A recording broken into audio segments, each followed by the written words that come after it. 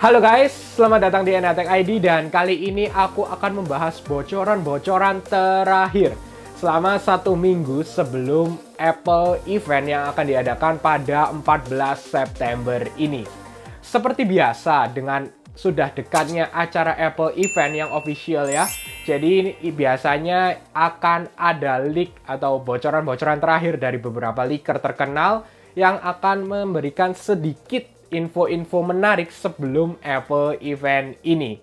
Jadi, semoga video ini juga bisa membantu kalian dan sabar, jangan beli iPhone dahulu karena kalian supaya tahu nih info-info terbaru dan nanti puncaknya di Apple event tanggal 14 September dan barulah kalian menentukan iPhone yang terbaik untuk kalian dan juga dengan harga di iPhone-iPhone sebelumnya yang seharusnya menjadi lebih murah. Yang pertama aku akan bahas adalah iPhone 13. iPhone 13 notch-nya akan mengecil, seperti yang sudah aku katakan juga dengan video-video sebelumnya. Untuk ukuran akan sama semua, jadi akan sama dengan iPhone 12 series dengan iPhone 12 mini, 5,8 inch, 6,1 inch, Pro 6,1 inch, dan 6,7 inch yang diberikan di iPhone 13 series tahun ini. Ada berita bagus yaitu harganya tidak berubah, jadi harganya tetap dengan iPhone 13 yang akan keluar dibandingkan dengan iPhone 12 tahun lalu. Banyak sekali rumor yang mengatakan bahwa harga akan naik karena dengan harga chipset yang naik juga dari TSMC, kemungkinan itu akan di iPhone selanjutnya. Dan kita berharap aja sih semoga info ini benar bahwa harganya akan sama dengan iPhone 12 series sebelumnya. Selanjutnya, untuk baterai kurang lebih 10% lebih besar untuk semua line up-nya. Tapi yang paling besar adalah di 13 Pro Max dengan baterai kurang lebih besarnya mencapai 18-20% lebih besar dibandingkan iPhone 12 Pro Max. Jadi kita bisa expect untuk iPhone 13 mini kurang lebih akan menambah 1 jam lebih lama ketahanan baterainya. Lalu yang sedikit lebih jelek adalah di iPhone 13 Pro karena dengan iPhone 13 Pro ini baterainya sama dengan iPhone 13 yang biasa dengan 6,1 inch display. Tapi di iPhone 13 Pro ini bisa mendapatkan 120 Hz screen. Jadi baterainya kita bisa expect lebih jelek ketahanan baterainya. Dan ini fix. Jadi tahun ini untuk Pro Series 13 Pro dan 13 Pro Max akan mendapatkan 120 Hz screen. Dikabarkan jika low power mode-nya nyala, ini akan langsung toggle otomatis atau aktif otomatis ke 60 Hz, tidak ke 120 Hz. Tidak bisa diubah secara manual. Ini salah satu fitur yang menurutku sangat menarik kita tunggu karena untuk iPhone saja dengan 60 Hz yang sebelum-sebelumnya memang sedikit lebih jelek dibandingkan 120 Hz di Android. Tapi menurutku itu sudah sangat smooth yang diberikan 60 Hz plus iOS yang diberikan oleh Apple.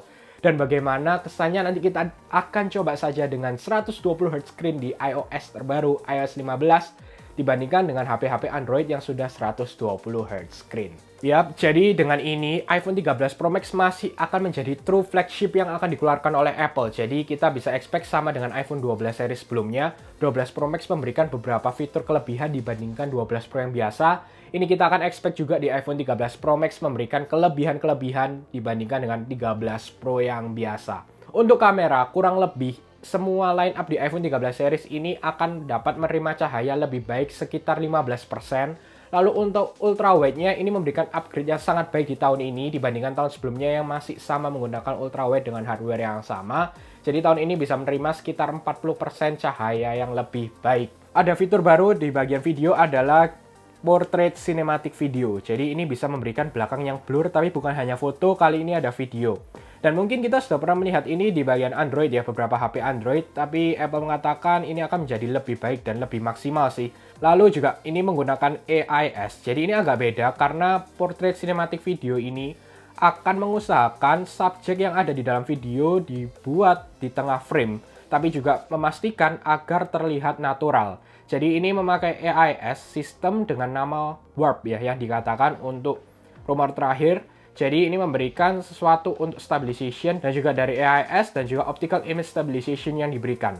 Lalu untuk night mode ini juga akan mendeteksi bintang dan software serta algoritma yang datang di iPhone 13 sudah berganti dengan lebih baik. Algoritma yang baru ini akan memberikan mendeteksi strukturnya yang ada dalam foto, lalu juga akan dipertajam dan menyesuaikan bayangan di dalam foto dalam keadaan gelap jauh lebih baik. Dan juga untuk color science-nya yang diberikan akan improve dan dikabarkan akan sangat terlihat perbedaannya dibandingkan dengan yang sebelumnya.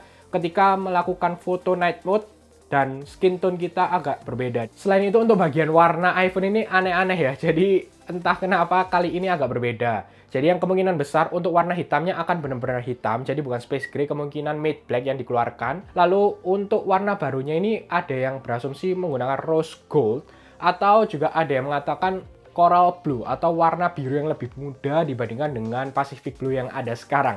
Nanti kita akan lihat sih bagaimana, dan semakin dekatnya harusnya nanti juga akan semakin ada rumor untuk warna-warna yang baru yang dikeluarkan di iPhone 13 series ini.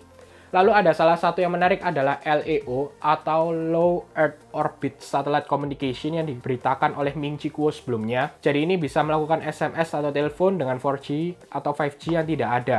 Tapi ini masih tidak semua negara sih kemungkinan, dan tidak dalam waktu dekat.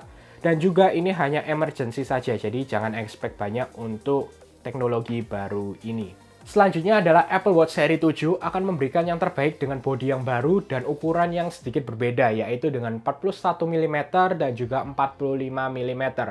Dikabarkan juga untuk pinggirannya jadi lebih tipis, jadi rasio antara layar dan juga frame-nya akan lebih kecil. Jadi ini sangat-sangat baik diberikan di seri 7. Walaupun kita mendengar produksi yang bermasalah akhir-akhir ini untuk Apple Watch seri 7, kemungkinan besar masih tetap akan launching bersama di Apple Event kali ini, tapi untuk produknya mungkin akan dengan quantity yang lebih sedikit atau nanti akan keluar di waktu yang lebih lama dibandingkan yang sudah dischedulkan oleh Apple. Untuk baterai juga di Apple Watch seri 7 dikatakan ini adalah big improvement. Improve yang sangat besar ketika keluar di Apple Watch yang seri sebelum-sebelumnya. Jadi ini menjadi lompatan yang dahsyat juga untuk masalah baterai yang ada di Apple Watch seri 7. Lalu yang ketiga adalah AirPods 3. Jadi ini adalah penerus dari AirPods 2 sebelumnya, tidak bisa dibandingkan dengan AirPods Pro ya guys ya. Untuk baterai di case-nya kurang lebih sampai 20% lebih besar dibandingkan generasi 2 untuk AirPods. Lalu kualitasnya overall mirip sih dikatakan ya, dan juga mungkin sedikit bass-nya yang lebih besar, serta untuk suara low yang lebih baik diberikan di AirPods generasi ketiga. Dengan body language yang mirip dengan AirPods Pro, baterainya untuk di AirPods-nya sama kurang lebih besarnya dibandingkan dengan AirPods Pro, tapi di sini tidak ada active noise cancellation diberikan. Jadi ini diperbandingannya dengan generasi 2 AirPods sebelumnya. Untuk case-nya tenang, juga sama dengan generasi sebelumnya, yaitu dengan wireless charging. Jadi ini sudah fitur yang normal lah yang ada sekarang ini. Jadi hanya 3 produk ini yang kita bisa expect. Lalu untuk contohnya Mac, iPad yang baru kemungkinan besar akan di Apple Event selanjutnya, mungkin di bulan Oktober. Nanti kita akan lihat saja bagaimana, karena masih belum ada kepastian. Oke, itu aja yang ingin share ke kalian. Semoga video ini dapat membantu kalian juga ya. Sedikit-sedikit lah rumor sebelum Apple Event yang akan diadakan. Dan sampai ketemu setelah Apple Event pada tanggal 15 September pukul 00.00 waktu Indonesia Barat. Oke, semoga kalian suka dengan video ini. Jangan lupa untuk share, like, subscribe, dan sampai ketemu di video selanjutnya.